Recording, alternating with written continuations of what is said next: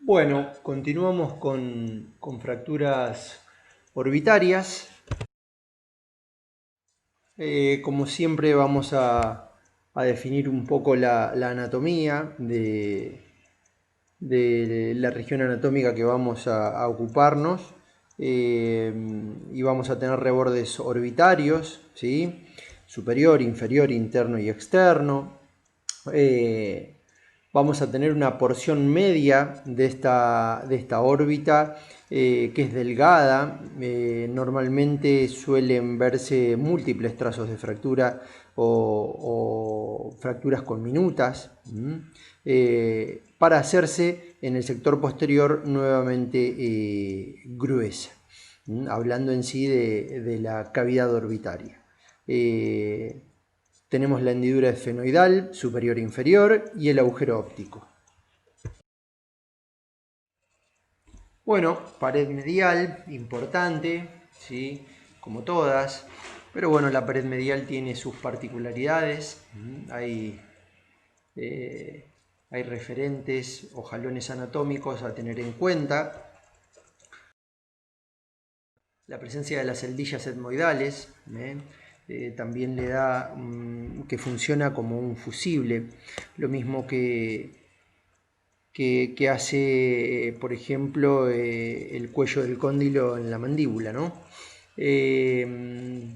Ante un aumento de presión en la órbita intraorbitario, lo que es el piso y la pared medial obran como fusible, por supuesto protegiendo lo que es el globo ocular. La pared lateral es importante y es tenida en cuenta como guía para ver si logramos una buena reducción entre esos fragmentos óseos. Suele tenerse en cuenta, nos sirve como guía. En piso de órbita también es otra de las guías que suelen tenerse en cuenta. Aquí vemos a la derecha en un corte tomográfico cómo hay afectada esta pared lateral. Suele verse afectada comúnmente en un trauma frontal antero-posterior. Con impacto en malar suele darse esta imagen. El piso de órbita vamos a tener una clínica particular. Vamos a tener también una clínica que tiene el malar en general. Entonces, básicamente vamos a ver que hay una herida, puede existir la presencia de herida en la región orbitaria, en oftalmo, cuando el piso anteriormente se los había comentado, cuando hay una herniación de la grasa, hay una pérdida del volumen intraorbitario a nivel grasa, entonces el paciente va a padecer en oftalmo. Equimosis periorbitaria, subconjuntival, visión doble, afectación del nervio infraorbitario, son, son signos clínicos y síntomas que podemos tener en nuestro paciente. A nivel imágenes, para lo que es ver un piso de órbita, imagínense que con una radiografía convencional estamos más que complicados. Básicamente vamos a pedir resonancia cuando se trate de estructuras blandas intraorbitarias, pero generalmente vamos con una TAC 3D, que sería el ideal, que tenga reconstrucción 3D, y en última instancia alguna placa radiográfica como fronto o mentonazoplaca. Aquí vemos distintas imágenes que nos van a dar mucha más relevancia de lo que es el contenido blando, en este caso muscular o de globo ocular orbitario. Como habíamos dicho, el examen oftalmológico como sugerencia y dependiendo la sintomatología del paciente, pero si uno tiene la posibilidad de realizarlo, hacer la orden de derivación. Un paciente de esto, por supuesto que es hospitalario, pero como dije, no todos los pacientes, no todos los servicios, los hospitales cuentan con servicio de oftalmología y es útil hacer interconsulta para evitar un mal mayor. ¿Cómo se evalúan los movimientos? Hay varias pruebas para hacer. Uno le indica al paciente que haga distintos movimientos, mirando hacia arriba, hacia abajo, izquierda y derecha, normalmente siguiendo a 1 metro de distancia la punta del dedo o la punta del virome y haciendo distintos movimientos. También hay un test de deducción forzada que se llama. Se le va a hacer a nivel oftalmológico quizá un fondo de ojo para tener mucha más data. Por eso remarcamos que es importante la interconsulta con el oftalmólogo. ¿Cómo se produce normalmente cuando es un impacto anteroposterior la fractura del piso de órbita? Y es por aumento de la presión hidráulica. El globo hace un oftalmo. Al haber una intrusión del globo ocular, aumenta la presión, estalla a modo de fusible el piso de la órbita, hay extravasación, ¿sí? Se va a herniar esa grasa, entonces el globo ocular en sí no sufre mayor daño. También puede ser que dentro del mecanismo de producción de la fractura de piso de órbita sea que es por la fuerza del impacto en sí.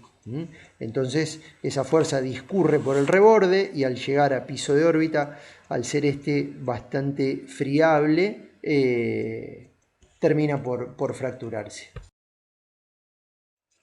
Las fracturas de piso impura, y sí, la mayoría afectan lo que es reborde orbitario inferior y piso de órbita.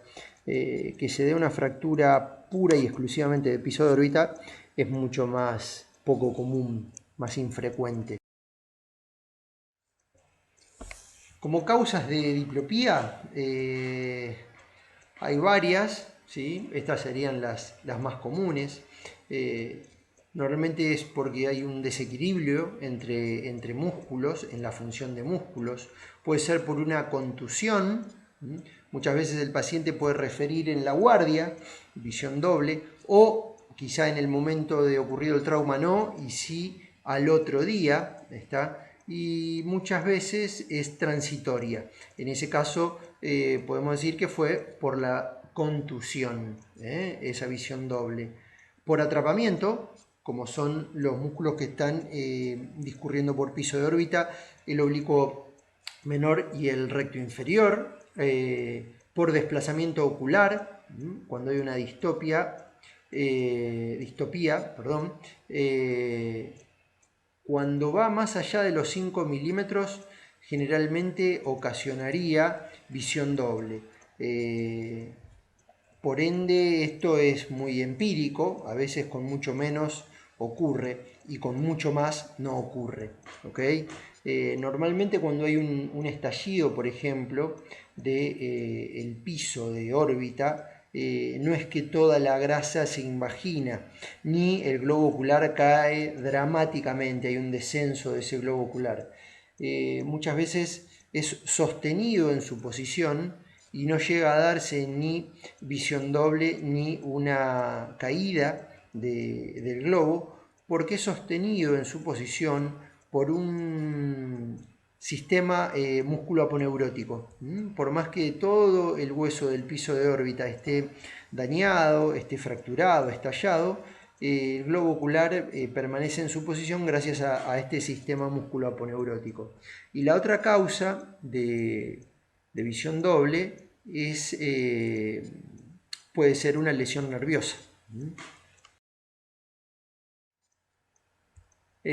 Aquí hacemos un breve repaso de los músculos, cómo se pueden ver en un corte coronal, los distintos músculos. Miren lo que es el volumen de una órbita en comparación a la contralateral.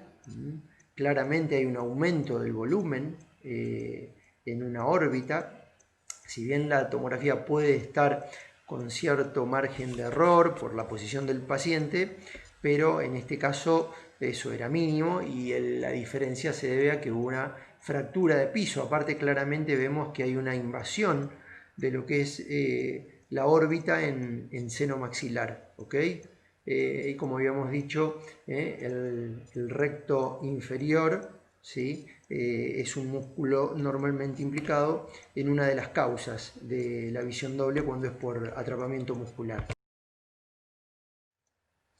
Aquí vemos un gráfico, muy gráfico, este esquema, de la causa del enoftalmo, cómo esa grasa va a herniarse a seno y el globo no solo que hace una intrusión, sino un descenso. El músculo se genera y queda atrapado a veces en esas astillas que se generan, en esas láminas que a veces quedan puntiagudas y hacen un atrapamiento del músculo. Aquí vemos, en este corte coronal lo mismo, ¿no? El gran desplazamiento casi inexistente de lo que es el piso de órbita, como también vemos la afectación del pilar lateral en este corte coronal, o sea que este paciente tiene una fractura importante cuyo impacto, la energía de este impacto ha sido importante como para generar este daño, ¿verdad? Aquí vemos una secuela, miren la afectación de lo que es tejido blando y párpado en este paciente. Hubo claramente una afectación del piso de órbita con la consiguiente pérdida de esa prominencia ocular. Por eso vemos menos el globo ocular. Y hay una ptosis del párpado superior. Eso también contribuye al globo ocular hacer un descenso y una intrusión. El párpado cae, pierde soporte, por lo tanto hay una ptosis del párpado superior.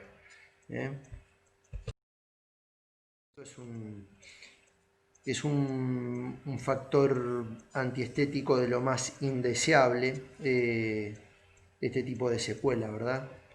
Las vías de abordaje para el piso de órbita sobre el párpado inferior, hay varias: subciliar, medio palpebral, suborbitaria.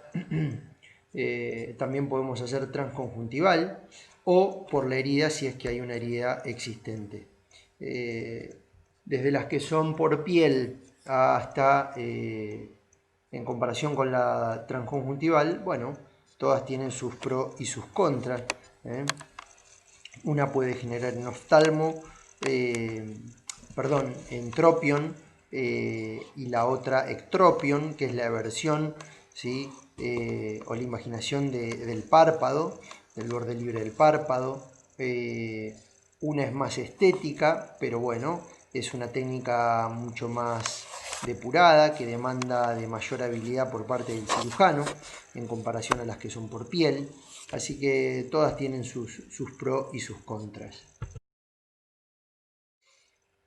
Bueno, como vimos, distintos niveles de incisión en piel, o como vemos en el gráfico de la derecha, el diseño de la transconjuntival, que sería el recorrido, el trayecto marcado con la letra A. C y B son ampliaciones de la incisión original transconjuntival, que es la A. ¿Okay? A veces se puede abordar por la herida. En este caso, puntualmente, claramente, se puede llegar a abordar por la herida. Esto se llama tarsorrafia, es la unión del párpado superior e inferior, pero más que nada es colgar el párpado superior para que no quede libremente. Básicamente se usa para operar. Con esto protegemos el globo ocular, porque va a estar ocluido. Al estar ocluidos esos párpados estamos protegiendo el globo. Y además nos facilita, al dejar en esa posición tensa al párpado inferior, para practicar las incisiones y demás. Y en el posoperatorio se deja porque va a evitar que haga una retracción cuando empiece a curar esa herida que hemos hecho en piel, en el párpado inferior. Y al contrarrestar esa tensión que hace al cicatrizar, tenemos menos riesgo de que este paciente sufra un ectropion. Bien, ¿cuándo o cuál sería la indicación quirúrgica, la indicación para hacer un tratamiento quirúrgico? Cuando está limitada la rotación del globo ocular, cuando hay algún movimiento ocular limitado, sí o sí hay que operarlo para devolverle al piso de la órbita su plano normal, eliminar esa aspereza, eliminar esa situación en la cual el músculo está atrapado, para que después, al colocar una malla, por ejemplo, el músculo pueda discurrir libremente sobre la misma. Cuando tenemos el piso de órbita y hay grasa herniada hacia seno, debemos resolver esa situación quirúrgicamente. Cuando el paciente tiene un enoftalmo que es indeseable, o cuando exista algún cambio en la posición del globo ocular, que también es algo indeseable, ¿no? Estéticamente indeseable, además de funcionar en muchos casos. Este es el test de deducción forzada, luego de poner una suspensión anestésica en fondo de saco conjuntival inferior. Tomamos con una pincita oftálmica o bien delicada y tratamos de ejercer movimientos forzados. Si el músculo discurre libremente, claramente el músculo no está atrapado. Ahora, si este globo vemos que no podemos ejercer algún tipo de movimiento, claramente está hablando de que hay atrapamiento muscular. Vemos casos donde hay aumento de volumen por fractura clara de piso de órbita, en cortes coronales, ¿sí? En sendas tomografías. Aquí lo mismo, vamos a ver una pérdida de proyección del malar y el globo, por supuesto, que acompaña. Esto es una secuela, como en el paciente no tiene hematoma, no tiene quimosis, etcétera, etcétera.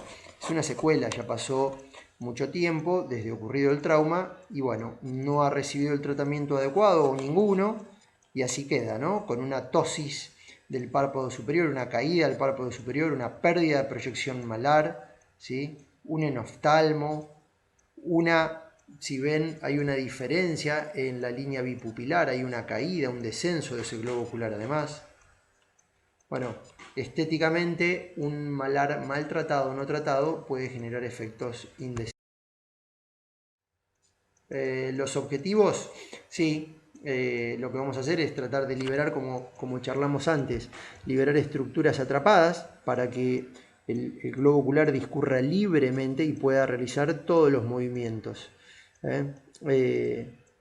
Después, a ver, todo el contenido orbitario que se ha perdido, si tenemos la posibilidad de recapturarlo y colocarlo en órbita y después reconstruir el piso, sería el ideal. Es difícil, por el abordaje que estamos haciendo, muchas veces es difícil, la grasa es difícil de manipular, sobre todo es grasa que escapó por un aumento de presión, entonces, y cuando han pasado varios días es difícil, pero bueno, el ideal es recolocar todo ese contenido para tratar de que quede en condiciones lo más parecida al momento previo de ocurrir el trauma, ¿sí? Así estaríamos devolviendo el volumen ideal a esa cavidad y vamos a garantizarnos de que el globo ocular siga funcionando y se encuentre en condiciones lo más fisiológica posible. Bueno, aquí vemos una malla colocada en piso de órbita, se fija con 1, 2, 3 tornillos, etc. Hay mallas que es solo el titanio o algunas que tienen un resalte, como vemos a la derecha. Esto es cuando hubo pérdida de material, cuando hay un gran descenso del globo ocular, para devolver eso, o hubo un estallido del piso. Entonces, cuando esa alteración de la línea bipupilar, el ojo cayó, descendió demasiado, y hay que devolver ese volumen, bueno, es que se le agrega, o hay placas que vienen con un material que le agrega más volumen a la órbita, ¿no? Le da más resalte. Bien, aquí vemos que hay una fractura de piso de órbita. Hay una fractura de piso de órbita. Hubo un hemoseno, claramente se ve en ese seno maxilar. Entonces aquí tenemos esta inquietud. ¿Hacemos tratamiento quirúrgico o no hasta esta fractura de piso de órbita? Bueno, ahí tendríamos que ver, dijimos que si hay una herniación del contenido y más a seno es una de las indicaciones. Pero también tenemos que ver la clínica, ¿verdad? Que la clínica acompañe. Y recuerden que muchas veces ante este tipo de fractura hay un sistema musculoponeurótico que mantiene el globo ocular en posición, no generando ninguna alteración clínica, ni a nivel visual. Por ende, el tratamiento quirúrgico sería la indicación relativa. El paciente no tiene ninguna afectación, los movimientos oculares están conservados, solo hay hematoma, hay un poquito, una equimosis subconjuntival. Por lo tanto, siempre debemos apoyarnos en la clínica. No necesariamente toda fractura de piso de órbita va a ser quirúrgica. También existe material reabsorbible. Es difícil porque a veces se reabsorbe y esto generaría un descenso del globo. Es difícil de manipular y de determinar el grado de reabsorción que va a tener, etcétera, etcétera. Pero bueno, también existe y se ha usado. Estas son las placas, así se ponían. Básicamente es la técnica muy parecida a la placa o a la malla, que no es reabsorbible. Las desventajas es que el volumen no te lo dan porque son finitas, generan casos inflamatorios y estamos trabajando en el piso de órbita, en contacto directo con el globo, muy cerquita en realidad del globo, más que en contacto directo, cerca. Por ende es indeseable generar ese proceso inflamatorio. La rigidez es relativa, la velocidad de reabsorción también, y cuando se reabsorbe puede acarrear un cambio en el volumen y estaríamos en quizá situación cero. Sí se usa para defectos pequeños. Honestamente, en lo personal, para piso de órbita nunca usé material reabsorbible. Con placa con o sin resalte obtengo buenos resultados. Así que no. Están, pero no tiene mucha utilidad porque no me garantiza quizá un resultado a largo plazo. No puedo confiar en esta placa para piso de órbita. Las ventajas, biocompatible, bueno, sí, la posibilidad de migración están fijas y no... el resto de las ventajas, sí, no hay que sacarla, pero eso es relativo porque la placa de titanio, la malla de titanio, perdón, tampoco, si no generó ningún inconveniente, queda de por vida en lo que es el piso de órbita. Así que insisto que vamos con la malla de titanio. Un caso clínico, paciente con una cofia realizada ahí en forma casera, pero muy segura, previo a la entrada al quirófano. Vemos la pérdida de proyección, esos signos que encontramos en los pacientes que tienen afectación en malar y en este caso en piso de órbita también. Aquí, bueno, acá un aumento de volumen. El volumen orbitario es diferente si miramos, ¿sí? En el corte coronal izquierdo, pero aquí lo que está es en mal posición la cabeza, ¿okay? Entonces, si miramos después la reconstrucción, las órbitas tienen el mismo volumen, ¿okay? Se logró el mismo volumen. Es como les decía antes, la cabeza está inclinada, entonces no está respetando la línea anteroposterior, la perpendicularidad con la horizontal, entonces ocurren estas cosas. Por eso hay que prestar especial atención al corte, al informe, Así que, pero este paciente, si miramos solo la tomografía de la izquierda, podemos pensar algo que en realidad no tiene. La incisión, se marca la incisión en párpado inferior. El abordaje de la misma, llegamos a la ósea, vemos la fractura que hay, un poco de grasa orbitaria, y aquí se coloca un material. Como había mucho en oftalmo, la idea es que ese globo ocular ascienda, ¿sí? Y al ascender y al aumentar el volumen va a haber una proyección hacia adelante del globo, ¿ok? Eso es lo que nos va a dar una condición estética aceptable. Por lo tanto, se ponen 2 planchas de este material para que pueda devolvernos ese volumen. Vamos a evaluar línea bipupilar. Para hacerlo en este momento es posoperatorio inmediato. Ven que hay todavía un edema, no se ha retirado la sutura aún, un hematoma, edema. Hay oclusión palpebral. Vemos la placa posoperatoria.